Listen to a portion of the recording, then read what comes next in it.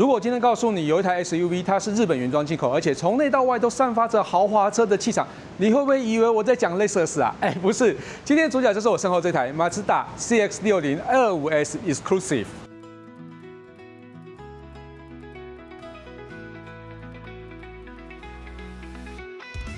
嗨，大家好，我是 KissPlay。從2014年日本馬自達正式在台灣直營之後，我想不少朋友開始發現馬自達好像跟從前不太一樣了。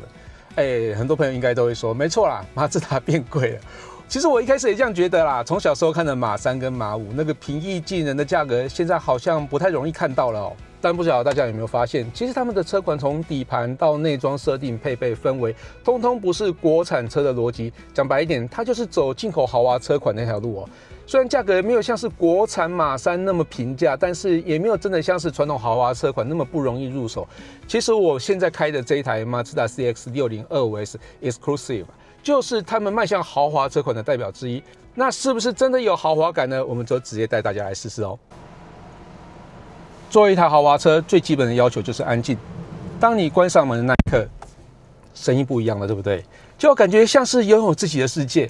馬自達在這一代 CX-60 上，針對 NVH 車艙寧靜工程做了非常多細節的強化，像是在擋火牆、行李箱側壁都增加了高密度的隔音棉，也擴大了吸棉材質的覆蓋面積，強化引擎对外界的隔音隔絕效果。其實今天開在路上就很明顯可以感覺到車艙內的安靜感，音樂也聽得更清楚。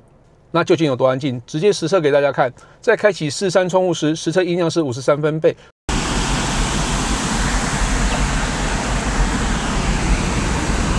關閉窗戶的時候，音量是31分貝。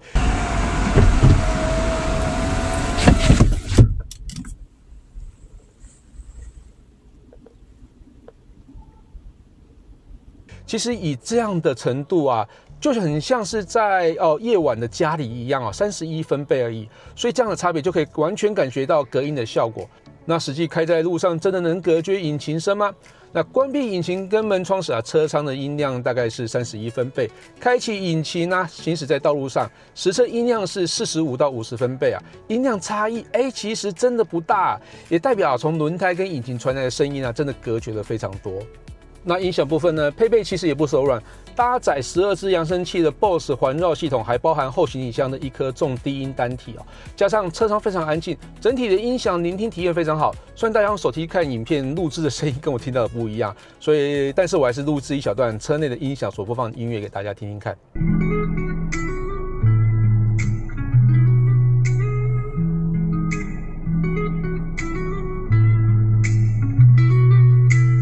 车內音響系統和多媒體功能都整合在 Mazda Connect 人機智慧資訊整合系統中那中控螢幕是12.3寸，它是比較長的一點的比例不過不能觸控，只能用多功能旋鈕來操作。其實對於習慣使用手機的大家，應該會非常難適應不過聽說是為了安全其實事實上也是但實際使用上，我覺得操作要一段時間的適應不過我剛剛開到現在，現在其實我應該可以得心應手的上手了但其實，在駕駛過程中，因為有着無線 Apple CarPlay 還有無線 Android Auto， 所以基本上用語音操控就好，需要觸控的機會真的不太多。豪華車的另外一個重點就在車艙的舒適性。這次的座椅採用 Nappa 的真皮座椅，也就是經過精緻鞣製工藝製成的皮革那其實這種高等級的皮革真的要在豪華車上才看得到。所以馬自達 CX-60 225S Exclusive 當然也要做到位，才能稱為豪華車。實際試坐其實觸感是非常舒服的。對了，會讓我感覺到座椅舒適的另外一個關鍵就是在通風座椅而且這是在正副駕駛上都有配備，這對於台灣使用者非常重要。畢竟台灣的氣候只有1個月像冬天，其他的時候都應該算是夏天吧。有了通風座椅，可以讓背後不會悶熱濕黏，這真的很重要。那實際真的有達到不悶熱的效果嗎？別人都是用衛生紙，我們直接用溫度槍來實測在坐上駕駛座之前椅背的溫度大概是26.4度。在我開車大概30分鐘之後，沒想到椅背的溫度居然降到22度整個感覺是非常涼爽的。整個在開車駕駛的過程中，其實你就不會感覺到不舒服的感覺在正副駕駛座還有配備10項的電動調整，也能調整腰靠，還有座椅的位置也能記憶这是豪華車應該要有的配備。另外，後座的寬敞程度也相當重要。以中型 SUV 來講，後座應該要有一定的寬敞程度。在駕駛座調整到正常的駕駛位置之後，以我172公分的身高，膝蓋的空間大概還有1到2個拳頭左右，所以其實你要癱坐着，其實也沒什麼問題啦。所以在後座其實可以坐得蠻輕鬆、蠻舒服的。而且後座還有支援椅背角度調整，雖然角度只能調整1到2段，不過我覺得也算是足夠了哦。它也配備出風口，還有2個 USB Type-C 的充電功能，在方便性跟舒適性上，我覺得都相當的好。那後座行李箱空間部分，因為輪槲空間啊，設計了置物區跟網袋，所以整體的空間感是蠻方正的，空間也還算大。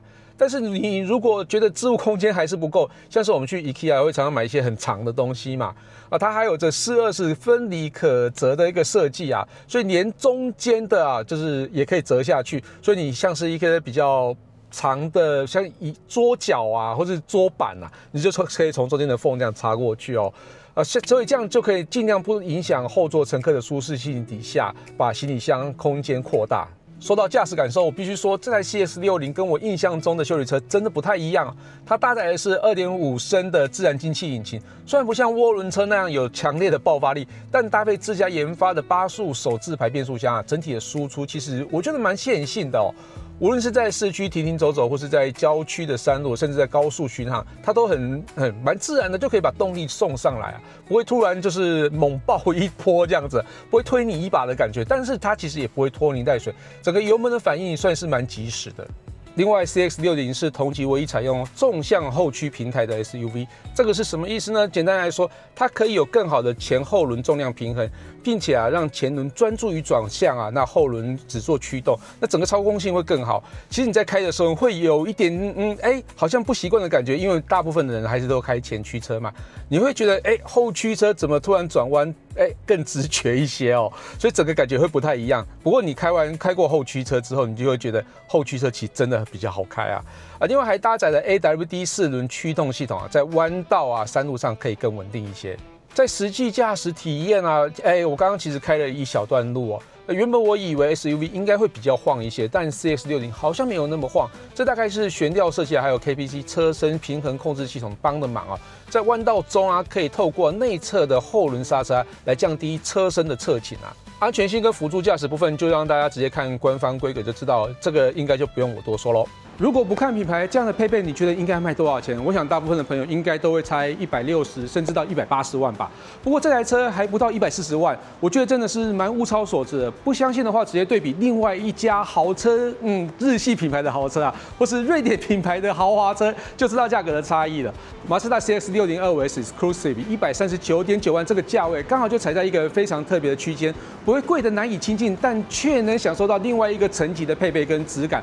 我覺得這才叫做高 CP 值吧。那以上就是馬自達 CX-60 2.5S Exclusive 的試駕體驗，感謝大家收看這期節目，希望大家也會喜歡這次內容。如果有任何建議或問題，留言讓我知道。我是 Chris Play，我們下期見哦，拜拜。